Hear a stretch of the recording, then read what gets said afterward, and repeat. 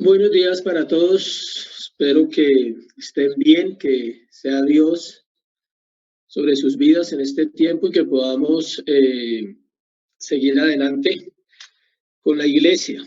Recordar lo que decía mi esposa acerca del seminario es muy importante y le hablo a los hombres para que asuman ese papel de tomar la decisión de asistir con su esposa porque son los que más necesitan.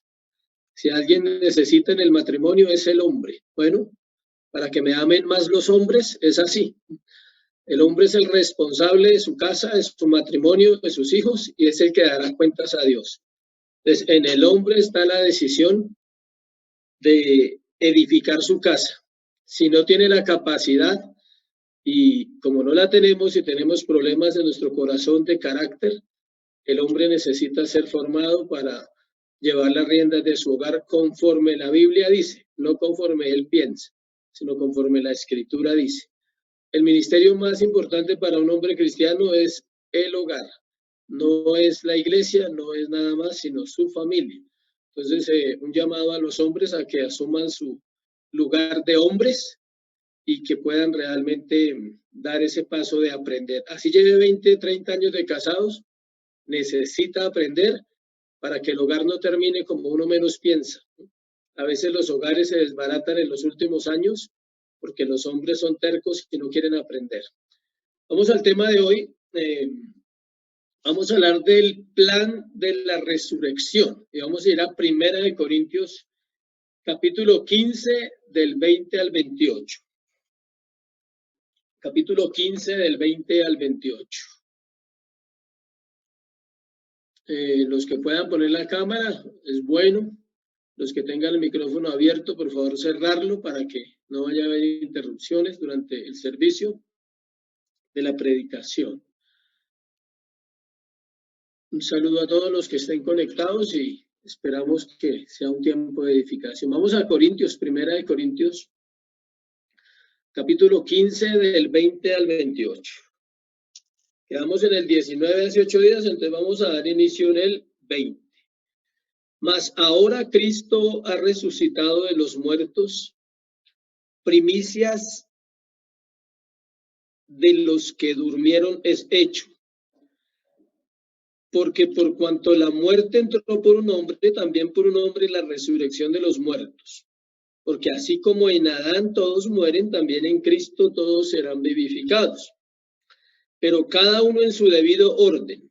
Cristo las primicias, luego los que son de Cristo en su venida, luego el fin cuando entregue al reino al Dios y Padre, cuando haya suprimido todo dominio, toda autoridad y potencia. Porque preciso es que él reine hasta que haya puesto a todos sus enemigos debajo de sus pies, y el postrer enemigo que será destruido es la muerte. Porque todas las cosas las sujetó debajo de sus pies, y cuando dice todas las cosas han sido sujetadas a él, claramente se exceptúa aquel que sujetó a él todas las cosas. Pero luego que todas las cosas le estén sujetas, entonces también el Hijo mismo se sujetará al que le sujetó a él todas las cosas, para que Dios sea todo en todos. Padre, te damos gracias en esta mañana por tu verdad. Gracias por tu palabra, Señor. Tu palabra es viva, es eficaz. Oramos que el Espíritu Santo, Señor, sea el que tome control de este tiempo, de la palabra de Dios, para que ella sea la que edifique el corazón de los creyentes. Gracias por la congregación, Señor. Gracias por cada hombre, por cada mujer, por cada joven y cada niño, cada adulto que escucha este tema, Señor.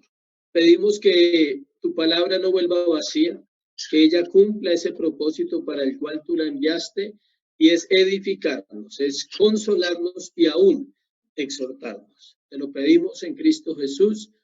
Amén y amén. El plan de la resurrección se llama la enseñanza de hoy. El plan de la resurrección. Hace 8 días estuvimos hablando de la resurrección corporal, de cómo Pablo le explica a los corintios que que hay una resurrección para nosotros porque ellos creían en la resurrección de Cristo, mas les costaba creer en la resurrección de ellos. Y ahora vamos a hablar de un plan. Hay un plan de resurrección. O sea, ¿cómo es ese plan? ¿Quiénes son los que actúan en ese plan? Y vamos a seguir aprendiendo. Apenas vamos, creo que en 2 o 3 sermones. Nos falta todavía varios de la resurrección. Es una miniserie, digámoslo así, de doctrina de la resurrección, que se puede ver inclusive en una materia si uno quisiera. El teólogo Eric Sauer ha escrito lo siguiente: la edad presente es el tiempo de resurrección. Comenzó con la resurrección del Redentor y termina con la resurrección de los redimidos. En medio de eso está la resurrección espiritual de los que han sido llamados a la vida por medio de Cristo. De modo que vivimos entre 2 días de resurrección, entre el día que Él resucitó y el día que nosotros resucitaremos. Eso es una noticia espectacular. Vivimos en medio de 2 días de resurrección importantes. Uno, el día que Él resucitó, y otro, el día que nosotros resucitaremos. Pero como leí en la cita de este teólogo, en medio de esa resurrección, escuche, está la resurrección espiritual, es decir, los que han pasado de muerte a vida porque ahora están en Cristo. Recuerde que solo hay 2 tipos de personas en la tierra: los vivos y los muertos. Los muertos no están en el cementerio como usted piensa. Los muertos caminan, comen y duermen. Trabajan, abogados, ingenieros, arquitectos, amas de casa, ancianos, jóvenes, niños. Muchos están, ¿qué? Muertos, porque están sin Cristo. Y mientras estén sin Cristo, están existiendo, mas no están viviendo. Son criaturas, son personas creadas por Dios como usted y como yo, pero la diferencia es que los que están vivos ¿en quién? En Cristo. Voy a resaltar esa frase hoy porque aprendí cosas muy buenas esta semana estudiando en Cristo. La salvación es ¿en quién? En Cristo. No solo por, sino en. No te quedes solo con los beneficios, quédate con Él. No solo necesita la revelación de la propiciación, la justificación, la redención y todas esas palabras, necesitas ¿a quién? A Cristo. O si no, te quedas con los beneficios y no conoces al benefactor. Hablo en el pasaje anterior, les dije que le habló a los corintios de la resurrección corporal. Ahora va a seguir hablando de otro tema mismo de la resurrección, pero sobre un plan. Y antes de entrar al tema, vamos a hablar de esto. Podríamos hablar de tres etapas de la resurrección. La primera de ellas, cuando Cristo nos da vida estando muertos en delitos y pecados. Es decir, Efesios 2 del 1 al 2. Dice, y Él os dio vida a vosotros cuando estabais muertos en vuestros delitos y vuestros pecados, en los cuales anduvisteis en otro tiempo, siguiendo la corriente de este mundo, el espíritu de desobediencia. Dice. Entonces, todas las personas que son creyentes, que han nacido de nuevo, estábamos en una vida de ¿qué? Muerte espiritual. Y Él nos pasa a su vida eterna por gracia, por misericordia. Esa es una etapa de la resurrección. La segunda, cuando morimos y nuestra alma va a la eternidad. Esa es la segunda. Y la tercera, cuando Dios resucitará nuestros cuerpos mortales y corruptos en cuerpos inmortales e incorruptos. Mire el versículo 53 y 54 de Corintios 15. Ahí lo dice el mismo apóstol Pablo en el mismo capítulo 53-54, dice, porque es necesario que esto, hablando de esto corruptible, o sea, de esta carne, se vista de incorrupción y esto mortal se vista de inmortalidad.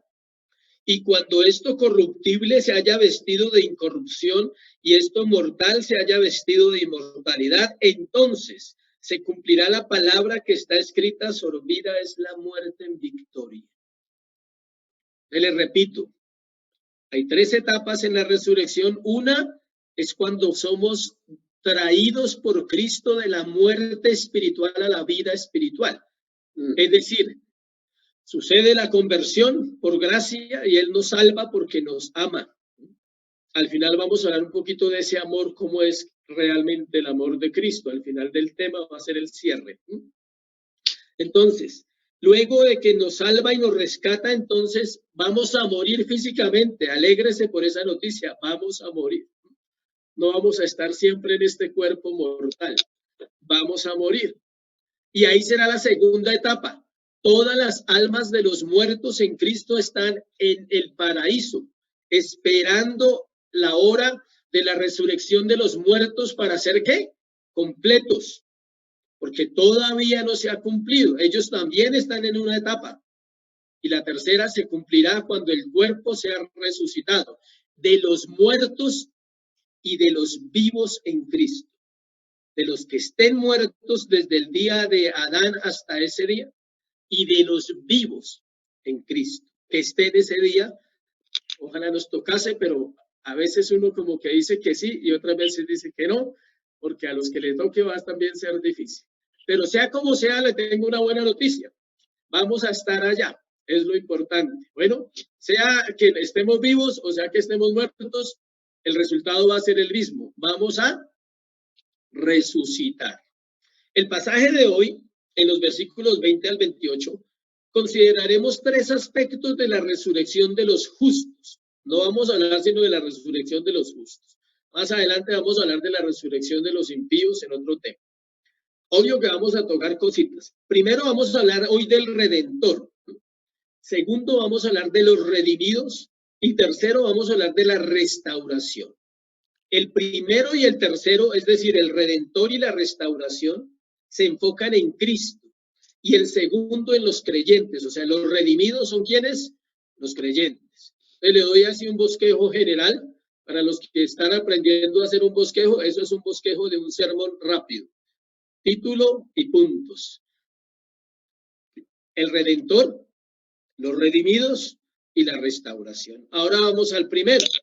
El Redentor, vamos a ver el Redentor, versículo 20 al versículo 22. Dice el versículo 20, mas ahora Cristo ha resucitado de los muertos, primicias de los que durmieron es hecho. Primicia de los que durmieron es hecho. Pablo comienza afirmando que Cristo ha resucitado, que es algo presente. No que iba a suceder, sino que ya había sucedido y que estaba presente en la iglesia por cuanto había resucitado. O sea, él dice, Cristo ahora, más ahora, dice, Cristo ha resucitado. Note que el Antiguo Testamento y parte del Nuevo Testamento dice que Cristo iba a resucitar, pero ahora Pablo dice, él ya ha resucitado. Y todo creyente debe saber que Cristo ya ha resucitado. Por eso realmente existe la iglesia, porque Él funda su iglesia después de morir, establece los apóstoles para que ellos en Pentecostés, llenos del Espíritu, den comienzo a una iglesia, a la iglesia nueva, a la iglesia del nuevo pacto. Les dice que Cristo es la primicia de la resurrección, y vamos a explicar un poquito qué es eso. Es decir, el primero. Pablo está hablando de la fiesta de las primicias. Eso está en Levítico 23:10. Había una fiesta de las primicias. No lo voy a leer, usted lo puede anotar o lo puede mirar. Pero le voy a decir de qué se trataba. Los israelitas debían llevar una muestra de la cosecha al sacerdote antes de recogerla. A eso se llaman las primicias. O sea que si iban a recoger papas, llevaban unas semillas de papas antes de sembrarlas y se las mostraban al sacerdote y luego iban y sembraban las papas, las otras semillas que tenían y luego esperaban una ¿qué? Cosecha. No podían cosechar si no presentaban las primicias. Era una parte de la ley que todo el que iba a cosechar debería presentar sus semillas, sus primicias basadas en las semillas o en los primeros frutos. Eso es lo que Pablo está diciendo aquí, que Cristo eran las primicias de la resurrección de la cosecha que vendría después de los que iban a resucitar. O sea, Él es la primicia, Él es la semilla. Él se presenta ante el Padre como el primero de los resucitados, de aquellos que nunca iban a volver a morir. Y entonces Él siembra y luego va a ¿qué? A recoger. Los que saben del campo saben que es así. Primero se siembra y luego se recoge. El que no siembra recoge viento, o sea, nada. Muchos no siembran nada, entonces van a recoger nada, viento. Y otros siembran y van a recoger cosecha. Es la ley de la siembra. Era una ofrenda al Padre, era el adelanto de lo que el Señor recogería después, los salvos de todas las naciones, de todas las edades y de todas las culturas. Imagínense, la semilla era santa, quiere decir que la cosecha también va a ser ¿qué? Santa. En el reino de Dios, en el futuro, en el tiempo del fin, el que son las primicias se va a reunir con su cosecha, con la iglesia. La resurrección a la que Pablo hace referencia aquí es una resurrección permanente. En el Antiguo Testamento y en el Nuevo Testamento encontramos personas que resucitaron, pero todas volvieron a morir. Hay 5 personas en la Biblia que resucitaron. 5 o 6, me acordé de otra. Tenía 5, pero gracias que Dios sabe más que uno, ¿sí? Y Él se acuerda de todo. Es Dios el que hace que uno se acuerde. Tenía 5, tenía las siguientes. Tenemos 2 niños en el Antiguo Testamento. Creo que da más de 6. Vamos a hacer las cuentas a ver en el orden bíblico. Vamos a empezar primero, antes de entrar por los que resucitaron, vamos a mirar que también hubo 2 hombres que no murieron. Uno se llamaba Enoc en el libro de Génesis. Le dejo tarea para que lo busque porque masticado a veces no sirve nada. Bueno, entonces está en Génesis. Enoc, ¿listo? Está Elías, que fue raptado. Esos 2 hombres no vieron la muerte, es un privilegio, ¿no? Para ellos. Ellos no murieron y ya no van a morir porque ya están con el Señor. De hecho, los vamos a conocer, entonces vamos a darnos cuenta, pues, a saber ese privilegio de esos 2 personajes. ¿Listo? Empezamos en orden, luego aparece, vamos a ir a Primera de Reyes 17:22. Quiero que miremos esas citas porque esto le da a uno mucha fe, saber que la gente sí resucitó. Pero ellos volvieron a morir, ¿no? Estamos hablando que ellos resucitaron, pero volvieron a morir. Los 2 que no murieron fue Enoc y Elías, pero ellos no resucitaron. Ellos fueron raptados o traspuestos, se llama el término que se usa ahí. Primera de Reyes 17:22. Dice, Jehová oyó la voz de Elías y el alma del niño volvió a él y revivió. Esta es la historia de Elías y la viuda de Sarepta. Él le resucita a su hija, a su hijo. No me voy a centrar en los detalles, solamente para que usted sepa que Elías resucitó un niño, un hijo de una viuda.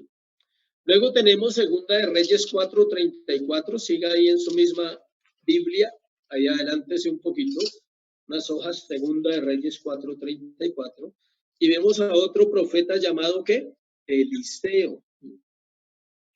Y él también resucitó a un niño. Después subió y se tendió sobre el niño, poniendo su boca sobre la boca de él, y sus ojos sobre sus ojos, y sus manos sobre las manos suyas. Así se tendió sobre él, y el cuerpo del niño entró en calor. Vivió otra vez el niño. O sea, van 2. O sea, 2 niños que fueron resucitados. Este niño también era hijo de una mujer, la Sunamita, ¿sí? Note que esas 2 mujeres no eran judías, eran gentiles. Tenemos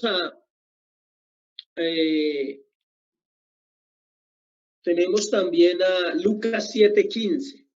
Perdón. Primera de Reyes 13:21. Casi se me pasa uno. Segunda de Reyes 13:21. Dice desde el 20, murió Eliseo y lo sepultaron entrando el año y vinieron bandas armadas de moabitas a la tierra.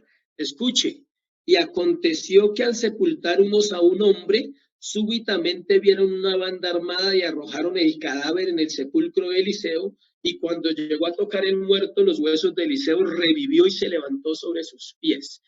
Los huesos de un santo resucitan a alguien. Los huesos, ni siquiera Eliseo, sino los huesos de Eliseo. Imagínense cómo sería la vida de Eliseo, ¿no? Para que todavía sus huesos fueran santos y produjeran, ¿qué? Vida. A veces no vemos esos detalles, pero yo pienso en Eliseo y en los huesos de Eliseo, cómo serían para que apenas el muerto tocó, hubo vida sobre el muerto. Nuevo Testamento, Lucas 7:15. Lucas 7:15. Por si alguien le pregunta a usted algún día que si alguien ha resucitado, esas citas le pueden ayudar para que la gente se dé cuenta que no es algo nuevo. Lo que pasa es que fueron poquitos. En el último día va a ser todo el pueblo de Dios el que va a resucitar. Lucas 7:15. Entonces se incorporó el que había muerto y comenzó a hablar y lo dio a su madre. Jesús resucita al hijo de la viuda de Naín. Capítulo 7, usted lo ve desde el versículo 11 al 17. Jesús resucita a un niño, ¿sí? Tenemos la historia de Lázaro, Juan 11:44, por si usted quiere leerlo. Dios resucitó a Lázaro, que es la más famosa de todas, ¿no? Y está la hija de Jairo, Lucas 8. En el capítulo lo encuentra también. En el capítulo 8 hay hartas historias, pero ahí encuentra el relato de la hija de Jairo. Entonces tendríamos, ya vamos en 1, 2, 3, 4, 5, 6, pero me falta uno, me falta otro, que no tengo la cita, pero gracias a Dios me acordé. Pablo resucitó a un muchacho que se cayó porque estaba durmiendo en la predicación, así que no se duerma, por favor. Bueno, no se duerma porque se puede morir, dijo alguien. El muchacho se durmió mientras Pablo predicaba en un tercer piso y se cayó y se mató. Y Pablo bajó y oró y lo resucitó. Ese es otro muerto resucitado. Despilas con dormirse en las predicaciones, bueno, o si no necesita resurrección. Entonces, vamos en ese proceso de los muertos que Dios ha resucitado. Bueno, y aquí, pues habíamos hartos muertos y Dios nos resucitó. Algunos porque estaban durmiendo y Dios necesitaba despertarlos, y otros porque también necesitábamos y estábamos más que dormidos, muertos. Cuando dice, cuando el verso 20, volvamos a Corintios, estábamos mirando ahí un ejemplo de las resurrecciones para entender un poquito más. Dice, mas ahora Cristo ha resucitado de los muertos, primicia de los que durmieron es hecho. Y dice que cuando dice de los que durmieron se refiere a los muertos que ya partieron con el Señor, pero sus restos permanecen en la tumba. O sea, en este momento, todos los que están muertos en Cristo, les repito y espero que lo entendamos como iglesia, lo que está viva es su alma. Su alma está con el Señor, su parte inmaterial, su parte espiritual ya está con el Señor, pero su cuerpo todavía no. Está esperando esa resurrección del cuerpo. Versículo 21. Vamos texto a texto. Porque por cuanto la muerte entró por un hombre, también por un hombre la resurrección de los muertos. Por un hombre llamado Adán entró la muerte a los hombres. Eso lo encuentra en Romanos capítulo 5 del 12 al 19. Dice, y por un hombre llamado Jesús conquistó la muerte y la venció para que nosotros vivamos lo mismo, o sea, venzamos la muerte. Vamos a mirar Romanos 5:19 para ver lo que Pablo lo dice más claro en esos versículos. En el Romanos 5:19 dice, porque así como por la desobediencia de un hombre los muchos fueron constituidos pecadores, así también por la obediencia de los muchos serán constituidos justos. Por la obediencia de uno, los muchos serán constituidos justos. Es lo que está diciendo Pablo. Pablo está hablando en Corintios y está recordando lo que les dijo a los romanos también. Y él está diciendo que por un hombre fuimos condenados, por un hombre fuimos, ¿qué? Salvos. Versículo 22. Porque así como en Adán todos mueren, también en Cristo todos serán, ¿qué? Vivificados. Encontramos aquí 2 veces la palabra todos. Póngale atención porque eso es importante para interpretar un versículo bien. Encontramos 2 veces la palabra todos, porque por cuanto la muerte, versículo 22. Porque así como en Adán todos mueren, también en Cristo todos serán vivificados. ¿Por qué le quiero explicar ese versículo? Porque de esos versículos mal interpretados es donde salen las falsas doctrinas y donde vienen los errores doctrinales en las iglesias. Y hay una doctrina dentro de las iglesias modernas que se llama el universalismo. O sea, que ellos dicen que Cristo murió ¿por quién? Por todos. Y se pegan de estos versículos porque no los estudian, no los interpretan. Dice que algunos han enseñado el universalismo y contradicen otros versos que la Biblia habla de la elección de Dios para su pueblo. O sea, usted no puede hacer con un solo versículo una doctrina. Tiene que estudiar toda la Biblia para hacer una doctrina. Entonces, el primero,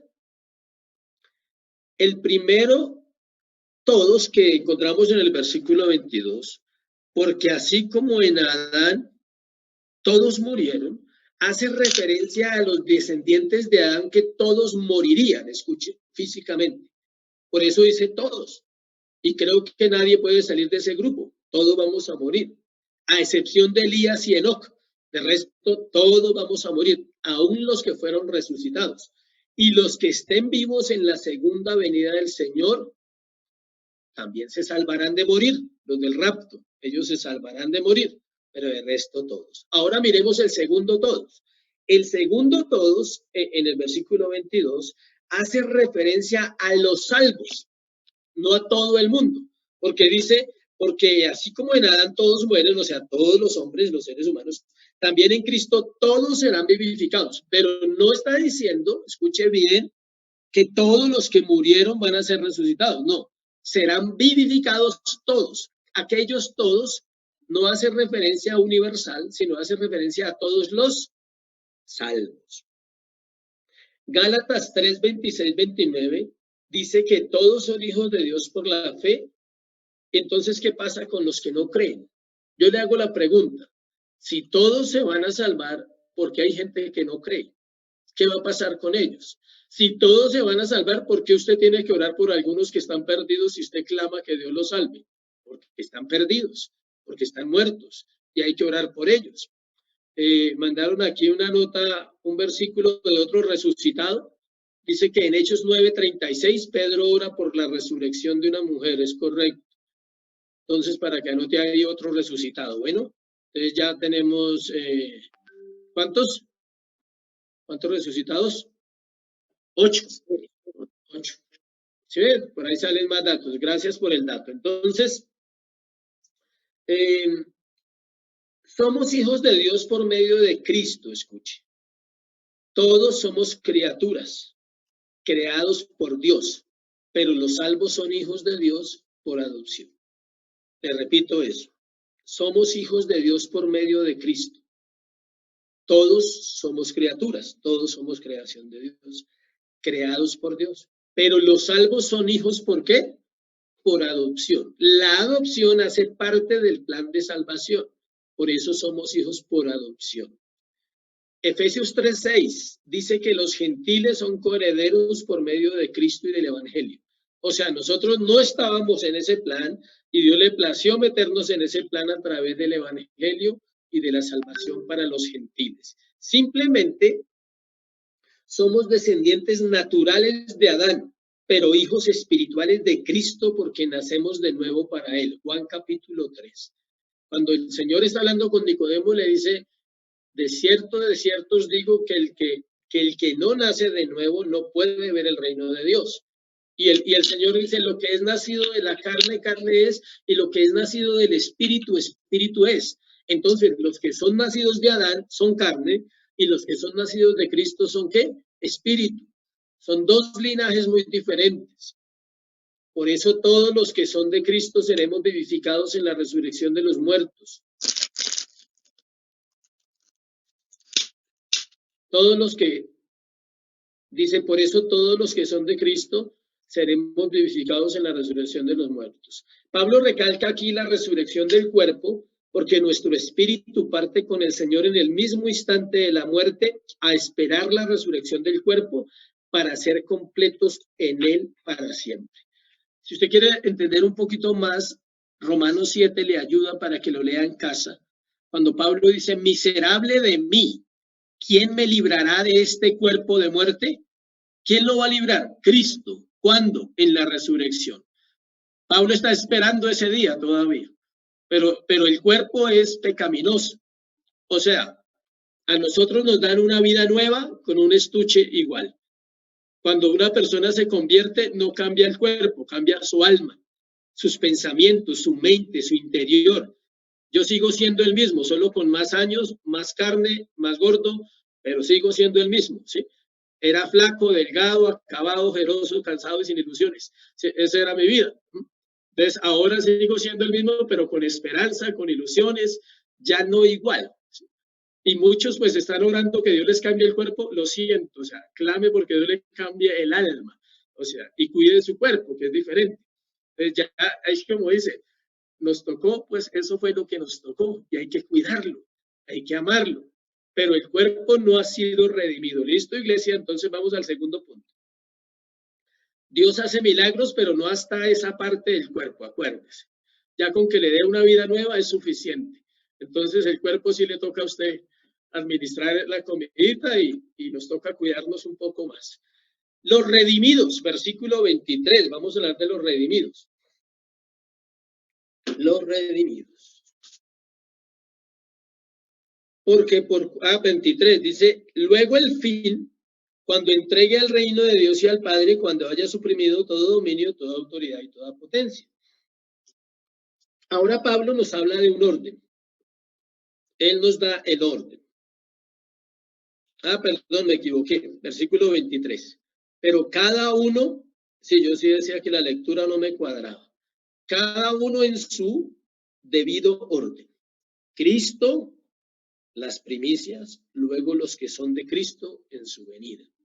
Ahora Pablo nos da un orden, es decir, cómo sucederán esas cosas. Cristo las primicias, luego los que son de Cristo en su venida. A diferencia de las primicias de la cosecha de trigo, en este caso no conocemos el día de la cosecha. Conocimos el día de las primicias, cuando Cristo murió y fue crucificado y resucitó al tercer día.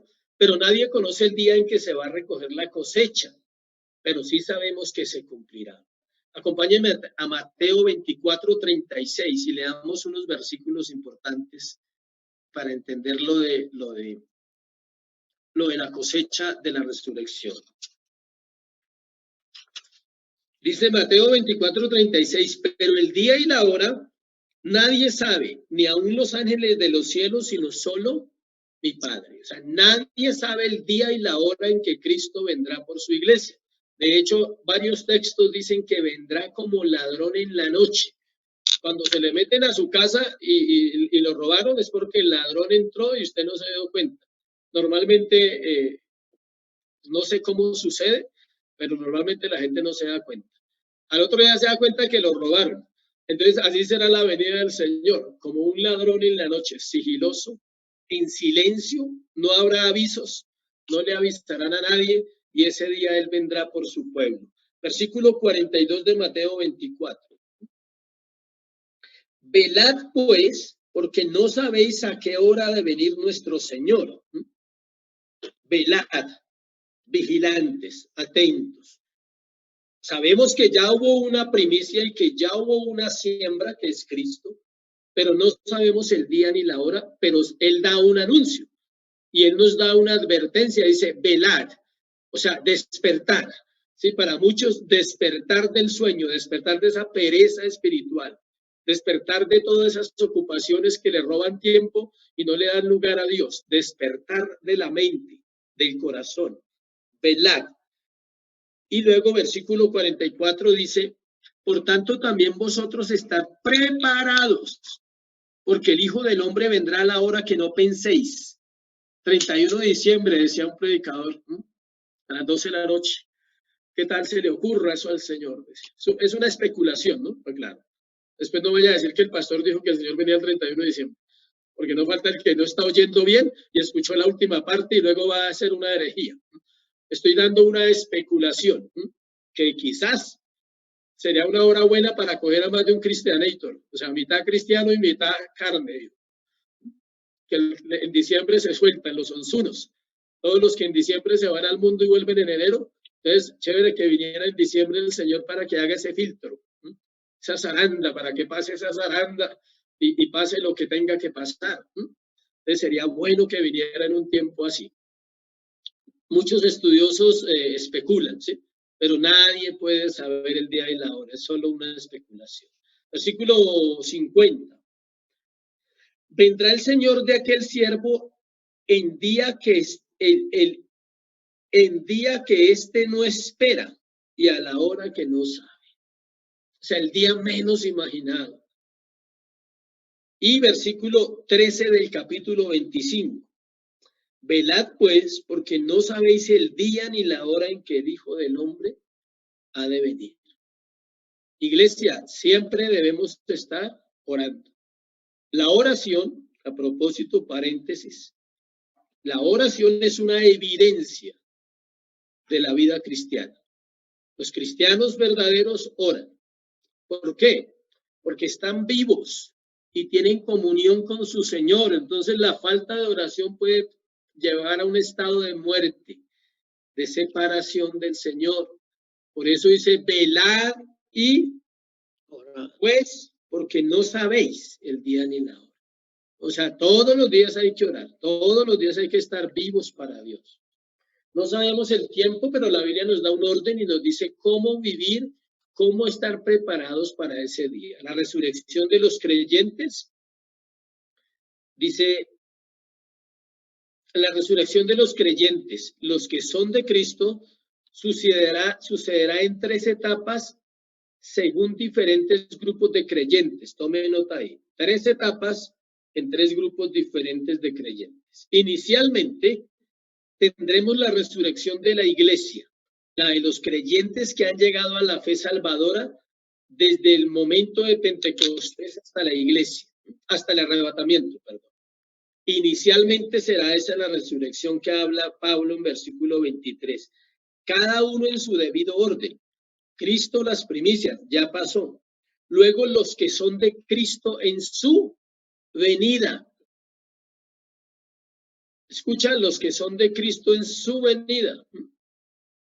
O sea, los que estén ese día serán arrebatados. Primera de Tesalonicenses 4:16. Anote ahí, Primera de Tesalonicenses 4:16. Porque el Señor mismo con voz de mando, con voz de arcángel y con trompeta de Dios descenderá del cielo y los muertos en Cristo resucitarán primero. Note que hay grupos. Resucitan los que son salvos y se encuentran ¿con quién? Con los que están vivos ese día en la iglesia, en todas las naciones, aclaro.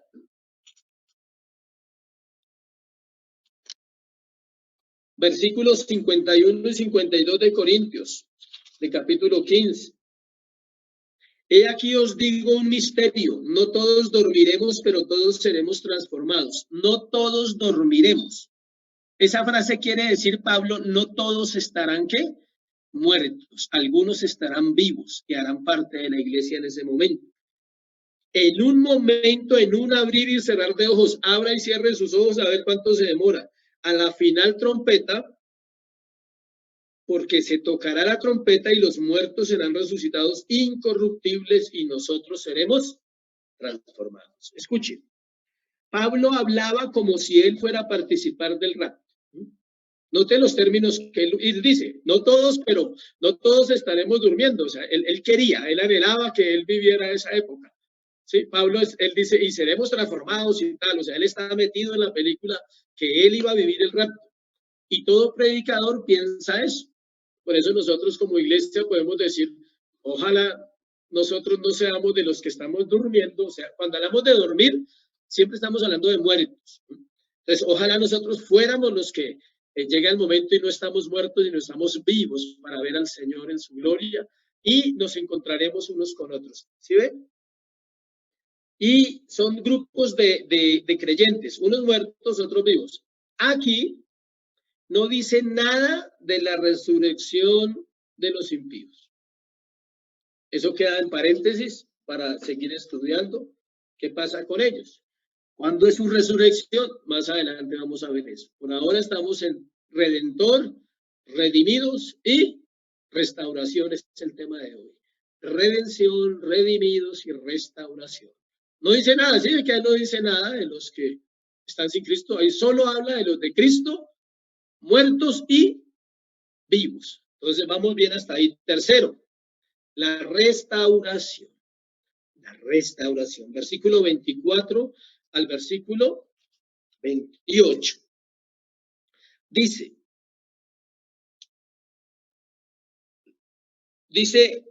versículo 24, luego el fin, cuando entregue el reino al Dios y Padre, cuando haya suprimido todo dominio, toda autoridad y potencia. La última etapa de la resurrección la llamamos restauración, porque Pablo nos resume cosas que pasarán después de ese momento. Entonces Pablo ya nos dijo que Cristo eran las primicias, que él sembró su vida por nosotros, que nosotros somos la cosecha y que esa cosecha sucederá en dos formas, tanto los muertos como los vivos, todos nos reuniremos con el Señor. Pero ahora nos va a hablar de la restauración y nos da detalles de cosas que van a suceder en el último tiempo. Dice luego, por eso la palabra luego el fin, o sea, luego es después de que pase lo que estamos hablando. Dice, voy a leérselo despacio, luego el fin, cuando entregue el reino al Dios y Padre. Significa que después de un periodo de tiempo entre la resurrección y el establecimiento total del reino de Dios, recordemos que el Señor Jesús habló de eso en Mateo 24 y Mateo 25. Esos dos capítulos hablan de las señales antes del fin, antes de los tiempos finales. Vemos otra palabra, fin, que hace referencia a todo lo completado, consumado y terminado. O sea que cuando esto pase en el versículo 24, no pasa acá, entienda, no pasa en la tierra, pasa en la eternidad, en el lugar donde el Señor vamos a estar con él. Cuando entregue el reino, quiere decir esto que el Hijo entregará todo al Padre. Todo será restaurado al plan original que Dios había establecido. El pecado será suprimido, Satanás y su poder serán destruidos y todo lo temporal terminará. Eso nos da un conocimiento del plan eterno de Dios, quien envió a su Hijo para restaurar todas las cosas. Escuche, Dios ha venido restaurando todas las cosas desde la época de Cristo hasta hoy. Él empezó a restaurar, ¿qué? Su iglesia. Y esto es muy parecido, para que usted lo tenga en cuenta, al proceso de salvación en un corazón. El proceso de salvación no es que usted llegó a la iglesia y mañana ya no tiene problemas, no. El problema de salvación es que usted llegó a la iglesia y que usted ahora puede tener una relación con Cristo y puede tener acceso a Dios directamente a través de Jesús y del Espíritu Santo que mora en nuestros corazones, pero hay un proceso de santificación. Entre más avanza en el conocimiento de Dios, más se restaura su vida, sus emociones, sus pensamientos, sus sentimientos, sus conceptos, todo aquello que usted necesita que sea restaurado, Dios lo va a restaurar. Dios lo va a restaurar. Entonces, note usted que Dios no hace todo de una porque no lo entendemos. Él lo hace en un proceso. Y muchos podríamos decir que no muchos, sino a todos nos falta restauración. Y me incluyo ahí. Yo estoy en un proceso de restauración. No sé cuál será esa área o esa situación que a usted le falta restauración. A algunos se les nota más que a otros y a otros menos, pero a todos nos falta restauración. Algunos tienen muchas luchas en su vida interior todavía, con el pecado, con una cantidad de situaciones que todavía no se han resuelto, con mentiras, con engaños, con un corazón que todavía no comprende realmente la verdad del Evangelio. Y no importa cuántos años lleves en la iglesia, algunos todavía no tienen conceptos claros, aunque llevan muchos años en la iglesia. ¿Por qué? ¿Por qué lo digo? Porque sus vidas manifiestan que sus conceptos no son correctos. Sus actitudes de pereza, sus actitudes en muchas áreas de la vida cristiana, o estar ocupados en el comer y en el dormir y en el vivir diariamente. Eso demuestra que para ustedes el reino de Dios todavía no ha sido revelado en su plenitud. Pero la confianza y la esperanza es que el Señor muestre en su corazón y usted le dé el valor a Cristo, que usted diga, vale la pena vivir por Cristo, porque Él murió por mí. Lo podemos decir como una frase de cliché. Cristo murió por mis pecados, entonces, ¿por qué no te esfuerzas en dejar de pecar? Es una frase de cliché. Cristo murió por mis pecados, sí, ¿y tú cuándo vas a morir por Cristo? O sea, ¿sí ve la diferencia? ¿Cuándo vas a morir por Cristo? ¿Cuándo vas a entregar la vida realmente a Jesús? ¿Cuándo vas a entender que ahora tienes vida nueva en Cristo? El pueblo de Dios nunca será más oprimido o engañado o probado. Nada pondrá en riesgo ese estado porque será el cumplimiento de todo lo que esperamos. O sea, cuando venga el tiempo de la restauración, no habrá más opresión, no habrá más engaño, no habrá más pruebas, no habrán riesgos, no habrán pecados. Imagínense ese estado de restauración, donde ya no podremos pecar. Ahora podemos pecar. Y muchos escogen más pecar que agradar a Dios. Pero en el tiempo de restauración no vamos a poder pecar. Dice la Biblia, no habrá llanto, no habrá tristeza, no habrá dolor, ni habrá sol, ni habrá luna, porque el Señor será nuestro resplandor. O sea, el sol no existirá, la luna no existirá, todo será diferente porque Él mismo será nuestra propia, ¿qué? Luz. ¿Sí sabían que Dios es más brillante y brilla más que el sol? Y la ciencia dice cosas del sol que usted se asusta, dice que es una cosa impresionante estudiar al sol. Pero Dios es superior miles de veces, millones de veces a la luz del sol. Y Él será nuestra propia luz. Versículo 25. Porque preciso es que Él reine hasta que haya puesto a todos sus enemigos bajo de sus pies. Cuando habla que Él reine se está refiriendo a Cristo, Él, a quien ha sido otorgado todo poder, toda honra, todo dominio y todo lo creado. Fue por medio de Él y para Él. Colosenses 1 del 15 al 20. Él es la imagen del Dios invisible, el primogénito de toda la creación, porque en Él fueron creadas todas las cosas, visibles e invisibles, sean tronos, sean dominios, sean potestades, todo fue creado por Él, por medio de Él y para Él. Todo. Él es Dios, acuérdense, Cristo es Dios y estaremos con Él para siempre. Versículo 26. Y el último enemigo que será destruido es la muerte. Cristo destruirá la muerte para siempre. Es el último enemigo a vencer, tanto de Dios como de su pueblo. Hebreos 2:14, léalo por favor. Hebreos 2:14. Así que por cuanto los hijos participaron de carne y sangre, también participó de lo mismo para destruir por medio de la muerte al que tenía el imperio de la muerte, esto es al diablo, y librar a todos los que por el temor de la muerte estaban durante toda la vida sujetos a servidumbre. ¿A qué servidumbre dice el versículo 15? A servirle al pecado. Todos los hombres están sujetos a servirle ¿a qué? Al pecado. Y Cristo venció la muerte para que sus hijos ya no sirvamos más al pecado, sino a la justicia, para agradar a Dios. Esto será en el juicio final, versículo 26, ubíquese ahí. El último enemigo que será destruido será ¿qué? La muerte. ¿Cuándo será eso? En el juicio final. ¿Por qué? Porque la muerte ya no tiene trabajo, queda desempleado. Ya no tiene más que hacer. No hay a quien matar, no hay a quien ejecutar. La muerte ya no sirve para nada. Compartirá el destino eterno separado de Dios con Satanás y los demonios. Vamos a leer un texto que lo aclara. Apocalipsis 20, 14, 15. Esto es como una película, para que usted vaya entendiendo por qué existe el cine y las películas de tercera dimensión y todo eso que usted ve.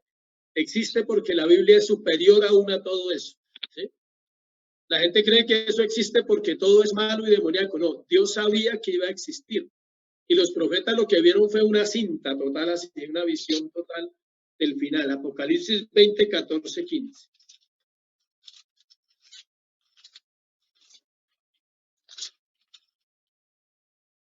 Y la muerte y el Hades fueron lanzados al lago de fuego. Esta es la muerte segunda. Y el que no se halló inscrito en el libro de la vida fue lanzado al lago de fuego con esos compañeros tan especiales. Estos van a ser ellos tres, la muerte, el Hades, fueron lanzados al lago de fuego. Esta es la muerte segunda. Y hay otra parte que dice que Satanás fue lanzado al lago de fuego. Ellos son los que inauguran, para que usted vaya entendiendo cómo es el proceso.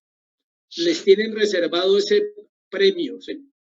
Inauguración del lago de fuego, dice ahí en un papelito, le mandaron una tarjeta que decía, está invitado a la inauguración, ¿quién quiere ir? Los cristianos dicen, no, no quiero ir, esa invitación no es para nosotros. La invitación es para Satanás, la muerte y el Hades. Hago un paréntesis porque de pronto algunos dirán, ¿de qué está hablando? La muerte tiene tres connotaciones en la Biblia para que usted las pueda entender. Tiene un solo significado, separación. Muerte es separación, no se complique tanto con el pensamiento. Pero tiene tres connotaciones. Una, es un lugar, es un estado y es una personificación. O sea, es un lugar llamado muerte, porque todos vamos a ese lugar, al valle de muerte. Es un estado, porque todos los seres humanos duran durante un tiempo, ¿qué? Muertos, bien sea antes de conocer de Cristo o bien sea en la tumba, vamos a estar muertos el cuerpo durante mucho tiempo. Y tres, es una personalidad, tiene personalidad. No tengo el versículo ahorita, pero dice que él se monta en un caballo en Apocalipsis, la muerte, y sale a la tierra. Entonces, si se puede montar, es porque es un espíritu, es un demonio que tiene fuerza, que tiene poder, llamado ¿qué? Muerte. Trabaja con Satanás. Cuando Cristo recibió la tarea de salvación de parte de su Padre, vino a la tierra, nació como un bebé, vivió como un hombre, desarrolló su ministerio, fue crucificado, murió y resucitó. En su segunda venida no vendrá de esa manera. O sea, él no vendrá como un bebé, él no vendrá, no nacerá de una mujer, él no tendrá un cuerpo como el de Jesús, humano y débil, aunque nunca pecó. En su segunda venida vendrá como un rey, a juzgar a su pueblo y a todo aquel que le rechazó. Por eso en Apocalipsis cuando dice, todo aquel que no fue hallado, que no fue inscrito, fue hallado inscrito en el libro de la vida, fue echado al lago de fuego. No se argumente ahí para la oración de fe que no es correcta, ¿no? Esa oración no sirve para mucho. Entonces, se está refiriendo que Dios tiene un proceso de resurrección y que aún ese día, ahí se refiere a la muerte de los impíos, pero eso lo vamos a ver en estos próximos sermones. Hay dos opciones, iglesia, para nosotros que estamos aquí hoy vivos.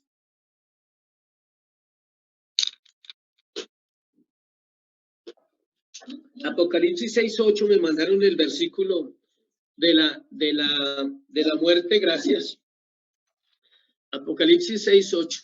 Dije como el versículo de la muerte, sonó raro, pero bueno, Apocalipsis 6:8. Miré, está hablando Juan, y aquí un caballo amarillo y el que montaba tenía por nombre ¿qué? Muerte. Y el Hades le seguía. Se nota que la muerte tiene personalidad porque puede montar en un caballo. Y esto es un lenguaje figurado y simbólico, pero tiene sentido. O sea, no es algo que solamente sea que usted se muere. Es alguien. La muerte no solo es algo, porque también es algo, pero también es ¿quién? Alguien. Recuerde eso siempre. Y todos vamos a verlo. ¿Sí sabía? No se asuste, tranquilo, o sea, no se asuste. Dijo el Chapulín, no cunda el pánico, o sea, no se asuste. Bueno, todos la vamos a ver, pero no va a tener poder sobre todos. Aunque ande en valle de sombra de muerte, no temerá mi corazón porque está, ¿qué? Confiado. Pero ahí no dice que no la vamos a ver. Los cristianos también la ven, pero no se quedan con ella. Pasan y se cumple 1 Corintios 15:55, creo. Ya se lo leo. ¿Dónde está, oh muerte, tu aguijón? ¿Dónde, oh sepulcro, tu victoria? Ya que el aguijón de la muerte es el pecado y el poder del pecado la ley. Y como todo pecado fue perdonado y como todo pecado fue borrado por Cristo, la muerte no tendrá argumentos contra nosotros los creyentes, aquellos que Dios nos salvó por su gracia y por su misericordia. Y ese rey que nos salvó vendrá otra vez, pero ya no vendrá como el Salvador, vendrá como un rey y como un juez a juzgar a su pueblo y a todo aquel que le rechazó. Hay dos opciones, escuche iglesia, para allá iba ahorita. ¿Le conocemos como Salvador antes de morir o lo conocemos como juez en la eternidad? Pero todos le vamos a ver también. Así como todos veremos la muerte, todos los seres humanos, toda la raza humana, desde Adán hasta el último hombre que nazca antes del fin, todos lo vamos a ver, a Cristo. Y tenemos esa opción porque estamos vivos, de conocerlo como Salvador y ver su gracia y su misericordia, o de conocerlo como juez y ver su ira y recibir su juicio. La Biblia nos asegura que su reino no tendrá fin. La enseñanza de Pablo en este pasaje es que Cristo resucitó para llevar consigo a los que él resucitará, para establecer un reino original que Dios había planeado cuando creó al hombre y que a causa del pecado no se llevó a cabo. Él restaurará todas las cosas. Versículo 27 de Corintios. Porque todas las cosas las sujetó debajo de sus pies, y cuando dice que todas las cosas han sido sujetadas a él, claramente se exceptúa aquel que sujetó a él todas las cosas. Le explico el versículo. Vemos un orden de gobierno. Habla de una excepción en cuanto a lo que se sujetará al Hijo. Todo menos el Padre, porque Él es quien le dio todas las cosas al Hijo. Hay un orden jerárquico en la Trinidad. El Padre no se sujeta al Hijo. ¿El Hijo se sujeta a quién? Al Padre. Y dice, toda autoridad me es dada en el cielo y en la tierra. Mateo 28:18. Juan 5:27 dice que todo juicio le fue dado al Hijo. Será Jesucristo quien realizará el juicio, tanto el de recompensa como el de condenación. Él va a hacer el juicio para los salvos y va el juicio para ¿quién? Los impíos. Delegado por el Padre, no porque él sea menos, sino por honor y por gloria, porque se lo merece, porque es digno. Versículo 28. Pero luego que todas las cosas le estén sujetas, entonces también el Hijo mismo se sujetará al que le sujetó a él todas las cosas, para que Dios sea todo en todos. Cuando todo esto pase, el Hijo continuará por la eternidad sujeto a su Padre para establecer un gobierno trinitario que siempre ha estado, pero que no podemos entender en este tiempo. ¿Escuchó? Siempre ha estado el gobierno trinitario, pero no lo entendemos. Lo vamos a entender en la eternidad totalmente. Cuando Dios creó al hombre, lo creó perfecto, bueno y subordinado. En la caída el hombre pierde la imagen de Dios y se convierte en una criatura corrompida y corrupta, sin la capacidad para hacer lo bueno y lo correcto. Y es solo por la intervención de Cristo en la cruz del Calvario que el hombre puede recuperar la imagen que perdió. Colosenses 3:10.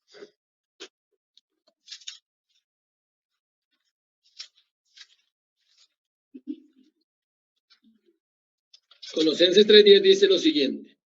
Y revestido el nuevo, el cual conforme a la imagen del que lo creó se va renovando hasta el conocimiento pleno. Aquí habla del nuevo hombre creado según Dios, pero eso se refiere a los salvos, en los cuales Dios pone su imagen, pone su vida en ellos otra vez para recuperar la imagen perdida. Y Efesios 4, devuélvase unas hojitas, Efesios 4, versículo 24, vestidos del nuevo hombre creado según Dios en la justicia y santidad de la verdad. Esos dos versículos en el Nuevo Testamento hablan de una nueva creación. Se refiere a los cristianos. Él nos vuelve a crear cuando nos da su Espíritu Santo en el corazón para vivir como Él quiere. Voy a cerrar con lo siguiente.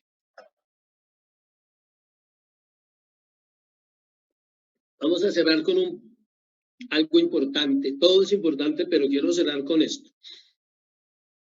La salvación es del Señor, no se le olvide.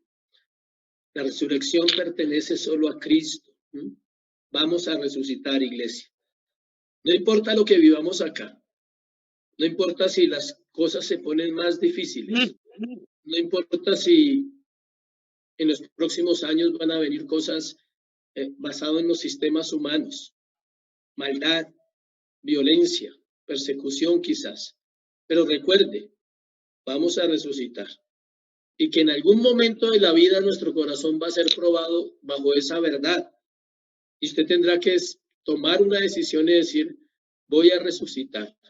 Mi vida física no es lo más importante. Mi vida eterna es lo más importante. Cuando aún éramos débiles, le estoy leyendo unos versículos, ahorita le doy las citas.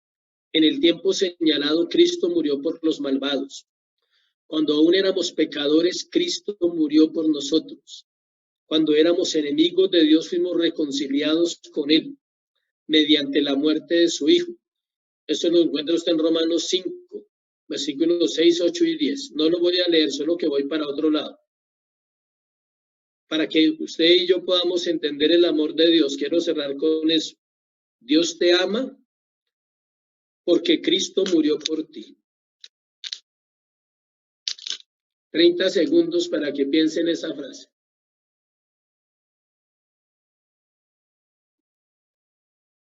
Dios te ama porque Cristo murió por ti. Estamos en tiempos de engaño y de maldad. ¿De qué manera estas palabras distorsionan el evangelio? Yo sé que todos las han escuchado y sé que a muchos les gusta escucharlas. Dios te ama porque Cristo murió por ti.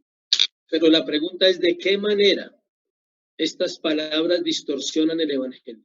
Lo tuercen. Voy a explicarle por qué. Esta frase nos está diciendo lo siguiente, que la razón por la que Dios me ama es la muerte de Cristo. Y es al contrario. Las escrituras dicen al revés. Las escrituras afirman que la razón por la que Cristo murió es porque Dios me ama. ¿Se ve la gran diferencia y un pequeño detalle tan importante? Y cómo el evangelio se tuerce en las masas y en las multitudes diciéndoles, Dios te ama porque Cristo murió por ti. Juan 3:16, el famoso versículo, tanto amó Dios al mundo, tanto amó Dios al mundo que dio su Hijo. Es decir, el Padre, porque aquí Dios es el Padre, antecede de su Hijo y lo dio al mundo por amor a nosotros. El Hijo no necesita hacer nada para persuadir al Padre de que nos ame. Él ya nos ama. Eso es muy importante, iglesia, para tener una postura correcta en la salvación. Esto es sutil, pero es peligroso, pues si hablamos de la cruz de Cristo como la causa del amor del Padre, implicamos que sin la cruz puede que Él no nos ame en absoluto. ¿Él necesita que se le pague un rescate, me pregunto? ¿O te preguntas? ¿A fin de amarnos? Pero si ha sido necesaria la muerte de Cristo para persuadir al Padre que nos ame, si yo muero, dice Jesús, Padre, si yo muero, ¿comenzarás a amarnos? No, ya nos amaba antes de que Cristo muriese. ¿Sí ve cómo es de fácil? Una sola frase cambia todo el concepto de un mal evangelio. ¿Cómo podemos llegar a estar seguros de que en el fondo el Padre mismo nos ama con un amor eterno? Su amor es eterno, no comenzó en la muerte de Cristo ni comenzó en la cruz del Calvario. El Padre mismo nos ama con un amor eterno. El Padre no nos ama porque seamos pecadores, iglesia, sino que nos ama a pesar de que somos pecadores. ¿Sí ve la gran diferencia del evangelio? Él no nos ama porque somos pecadores. Si usted lo ha escuchado, dígale a Dios que le ayude. Nos ama a pesar de ser pecadores. Él nos amaba antes de que Cristo muriera por nosotros. Es porque nos ama que Cristo murió por nosotros. No debemos confundir la verdad de que nuestros pecados son perdonados solo por la causa de la muerte y resurrección de Cristo, con la idea muy diferente de que Dios nos ama solo por la causa y la muerte y resurrección de Cristo. Le vuelvo a leer esa frase para que no se confunda. No debemos confundir la verdad, eso es verdad.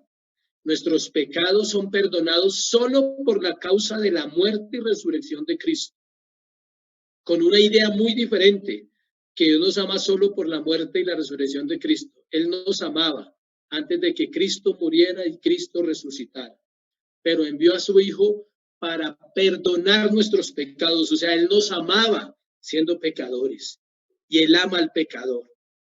Aborrece el pecado, pero ama al pecador. Él ama al que está en el mundo y no tiene luz. Él ama al que no ha podido venir a Cristo y está perdido. Él ama a todos los seres humanos que creó porque es Dios y su anhelo es la salvación. Pero solo a través de Cristo hay perdón de pecados. Son conceptos muy diferentes. Amén. Oremos, démosle gracias a Dios. Inquietudes o preguntas, con mucho gusto las puede hacer por el WhatsApp. Padre, gracias por este tiempo, por tu verdad, por tu palabra, gracias. Señor, santifica nuestra mente esta mañana. Es mi oración que a través de la palabra, Dios, ella santifique la mente de la iglesia, el corazón de tu pueblo. Que tu pueblo pueda oír, pueda entender, puedan ser abiertos sus ojos a la verdad del Evangelio, a conocer a Cristo, Señor, no solo a desear beneficios, no solo a desear cosas, sino siempre a bendecir tu nombre, Señor. Gracias, Tu nombre, Padre. Revelarnos esto, Señor. Te damos gracias, Señor, por este tiempo. En Cristo Jesús. Amén. Y amén. Dios les bendiga, Dios les guarde. Es un privilegio.